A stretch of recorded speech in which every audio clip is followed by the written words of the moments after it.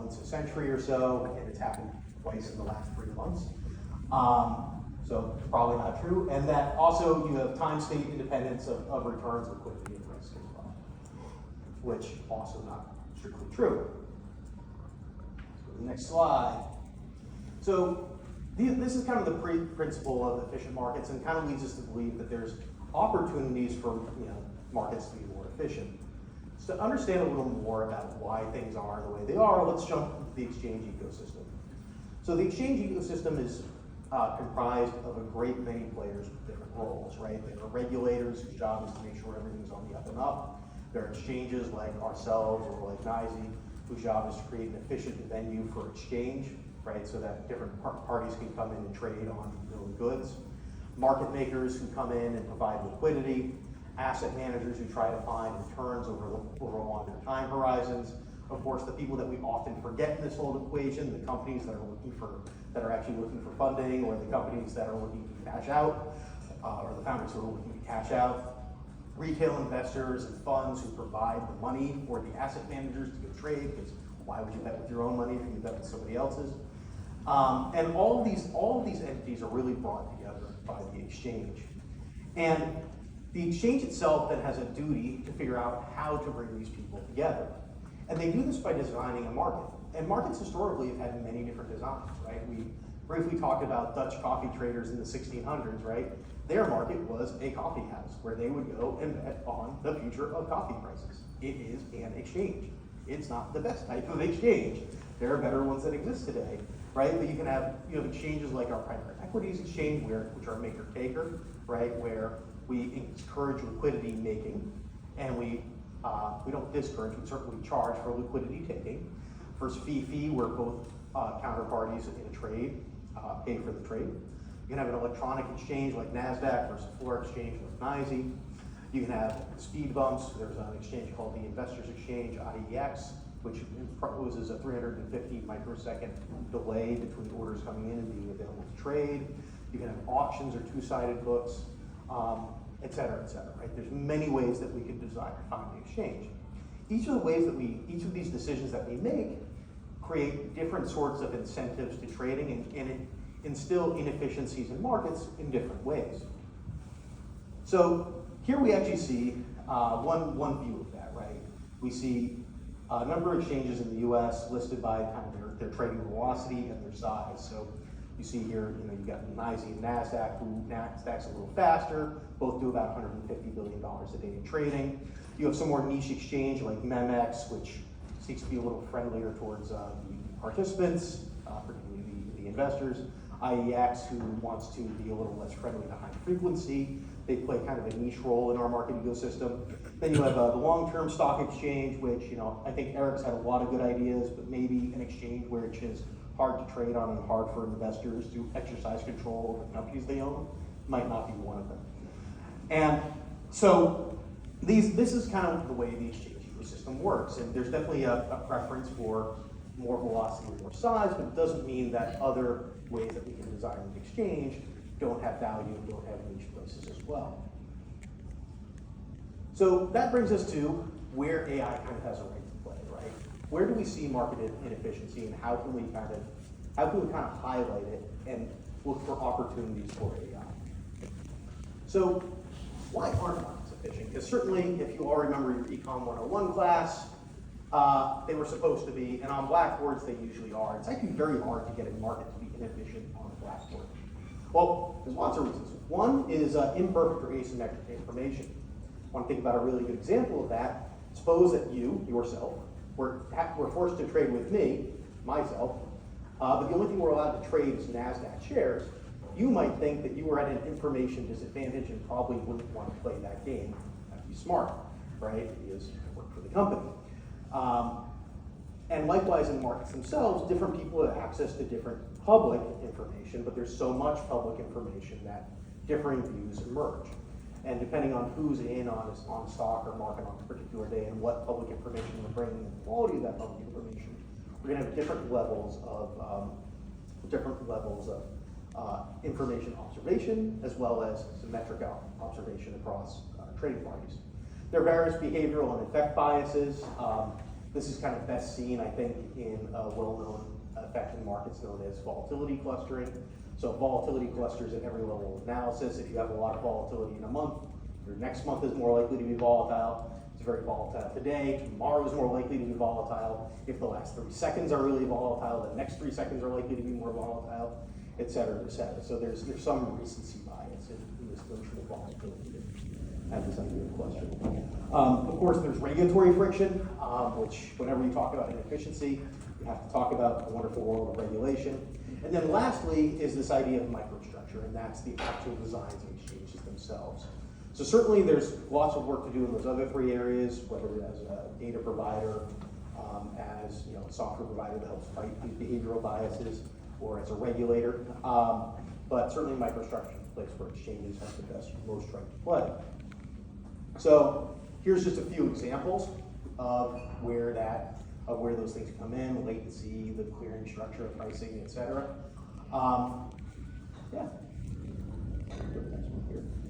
But let's look at actual examples that really prove to us that markets are inefficiency. So what we're looking at here is the Q2 liquidity or trading volumes of the Nasdaq 100, and what we see is a pretty strong power distribution, right?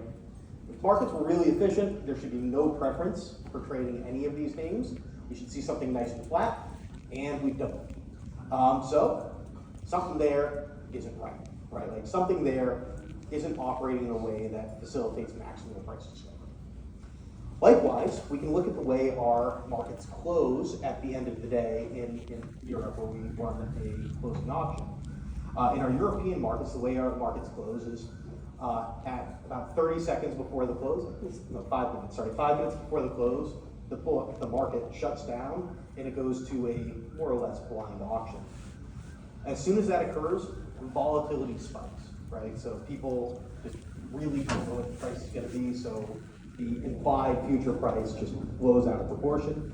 Then over time, what kicks in is something called the NOII, the net order imbalance signal, which is no information that arrives, the volatility starts to settle.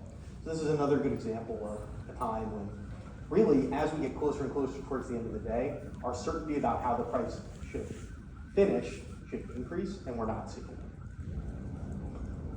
So then what role does AI have to play in areas like this where we see the actual inefficiencies? Before we go into that, do a brief overview. I'm sure everybody here is sick of hearing about AI, but we'll do it anyway, of the kinds of AI technologies that we use at Nasdaq. So we apply deep learning in areas where we need to engage in complex prediction or perception activities. We're big believers in reinforcement learning, which we sometimes call predictive control, because I think we have a name for it. When we have to make real-time decisions and do optimal planning. We, of course, like everybody else now, do a ton of generative AI, because we have to say that, but also because it has an enormous impact on our operations, as well as the way that people will consume data in the future.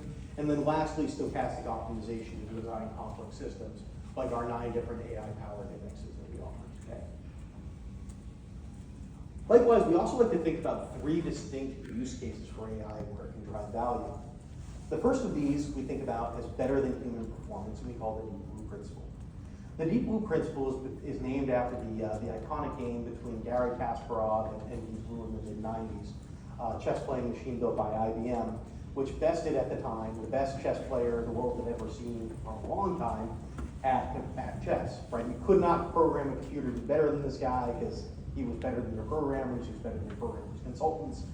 Garry Kasparov once had a game called Kasparov versus the World, where he travels the world. So you just couldn't do it. And it was a real proof point of AI. And the point here is that chess is a closed game, and there's some tasks that computers are just going to be better than humans at.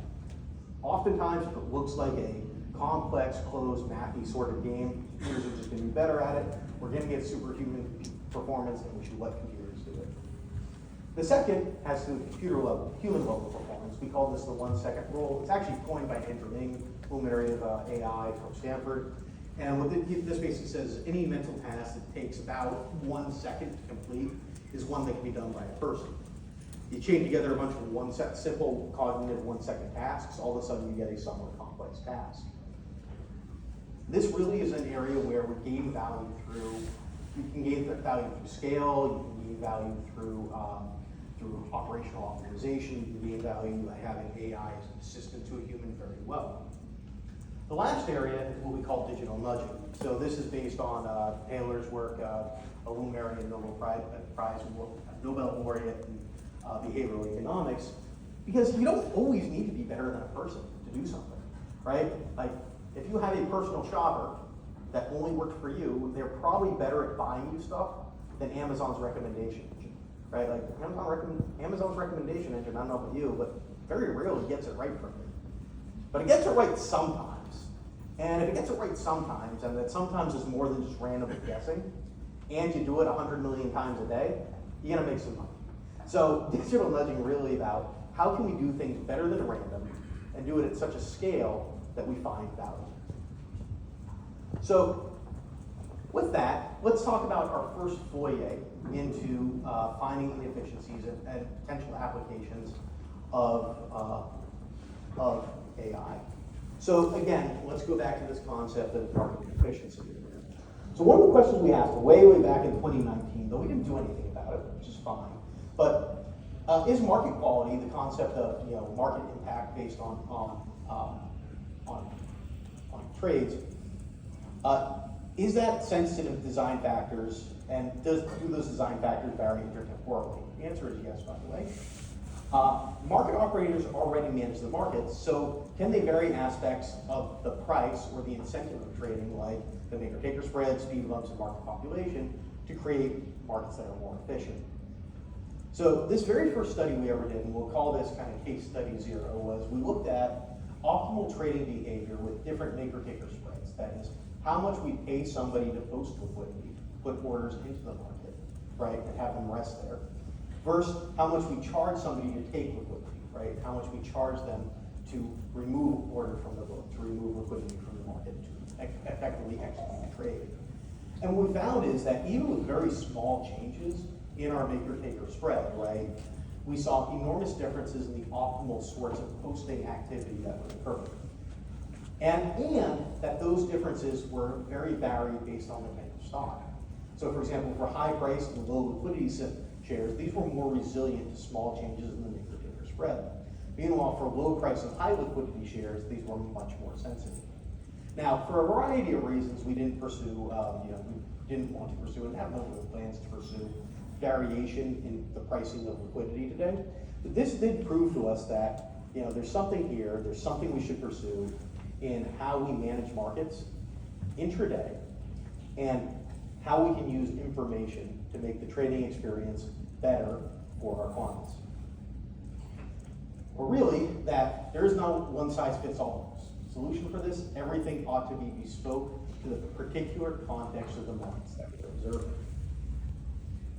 That brings us to our favorite case study that we alluded to earlier today, which is improving capital markets with reinforcement learning.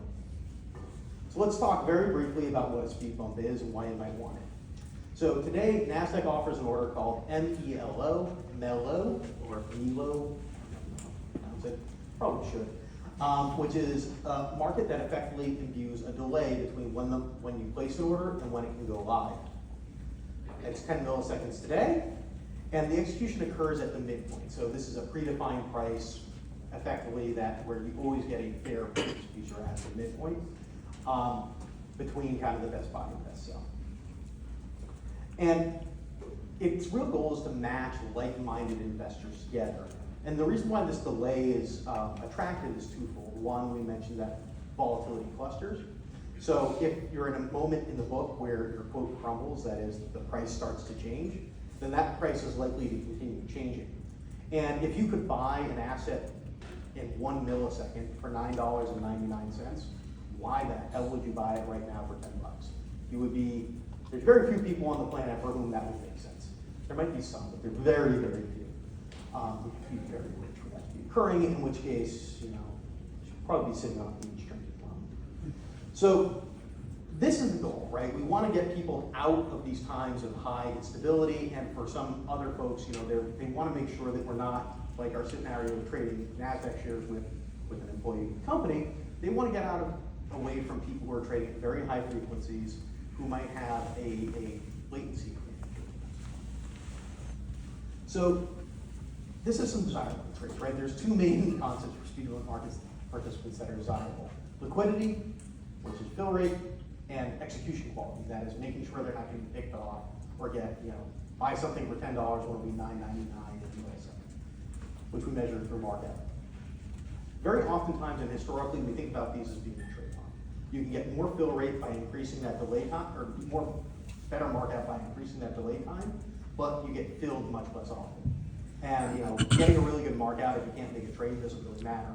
Likewise, you can get filled more often with lower timers, but you're gonna, your execution quality is not gonna be as good. So that's really where this idea then for dynamic mode comes from, right?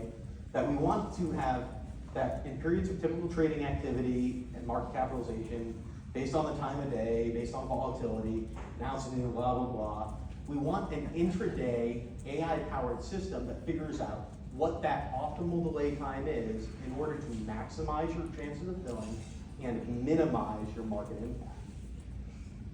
So how do we approach the problem? Well, we want to figure out what information we should ingest, what type of approach we should follow, as well as how often to update the timer. So these are three really important questions when you want to go tackle it. So what information should we ingest? We kind of settled on 4 classes of information, what we call market information, symbol-specific information, mellow-specific or order-specific information, and then lastly, model-specific information.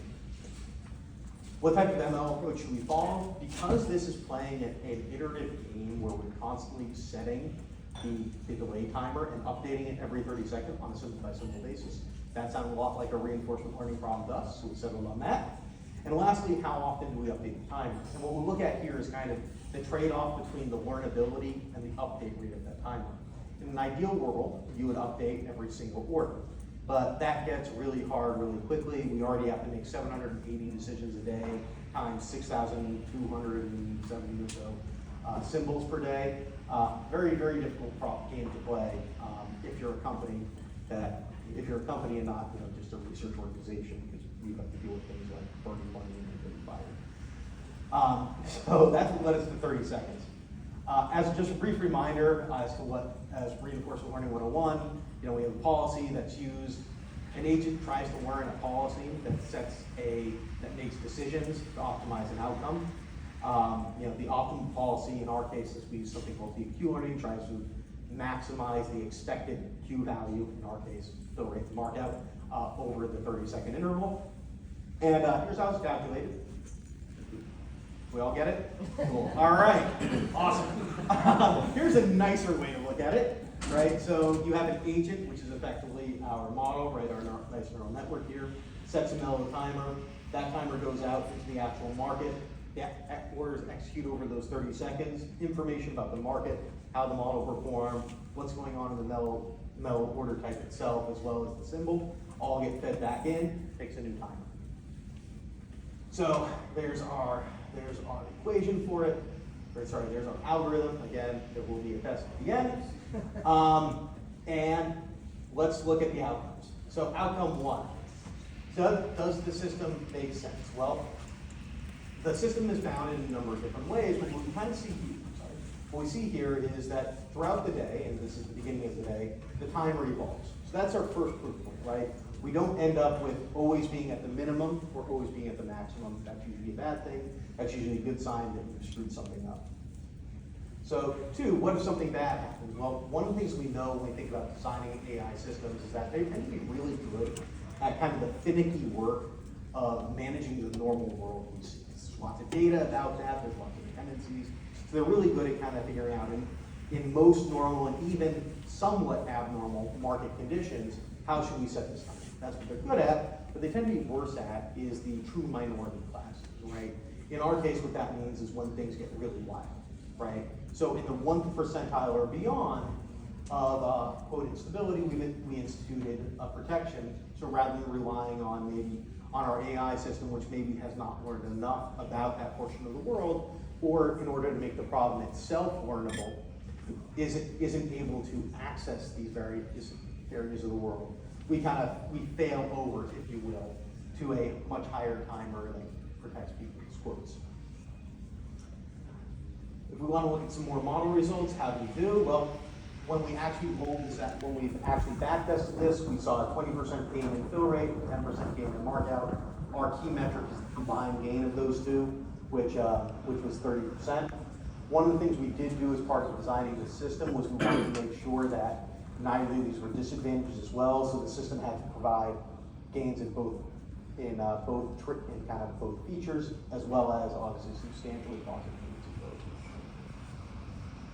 Lastly, one of the things we might ask is, how does it perform to other static timers, and that's what we look at here.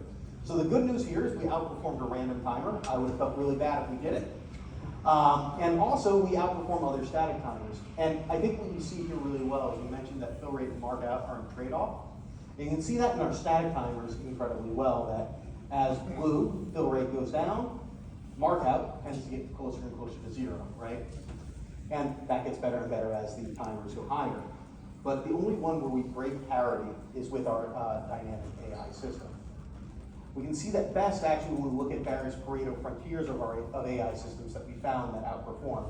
So the orange is our Pareto frontier modifying static timers, and the blue is various AI systems with different underlying assumptions preferring markout or fill rate and then a trade-off. And I think what this really shows is that we pushed the Pareto frontier on this, which to me means that we did something right. Lastly, we want to see if the things we're doing actually make sense. So who here has heard that AI systems are black boxes that are completely unexplainable? Show of hands. Cool. That is not true. That is like violently untrue. So what we did is we took a sensitivity-based approach to see why our model is making the decisions it's making. And what we noticed is, for example, that wider spreads, so that means markets where we have liquidity and quotes can become less stable, lead to higher timers. Higher execution quality in mellow and higher average volume per trade made lead to lower timers because if our execution quality is really good, maybe we can play with that a little bit and get higher fill rates by reducing the timer. And lastly, once we're in kind of like satisfactory and stable conditions, we note that the timer doesn't change that much, right? So these are all things that we were able to discover from explainability studies and sensitivity studies that allow us to understand that the model itself not only is performing well, but is performing in ways that we kind of expect. So that's our first use case, right? And this is, we're very happy to say, very recently, as of last month, it was the world's first SEC-approved AI order type. We're really looking forward to it going live next year. Though I will say, no plan, no matter how well designed, survives first contact with the entity. And no model, no matter how well researched, I'll let you fill out the rest. So we're very excited to see what happens when it goes live. We're going to learn a lot. The next case we're going to talk about is our options markets, very briefly. And I'm sure I'm running out of time. They didn't have the time to go into their stuff. When we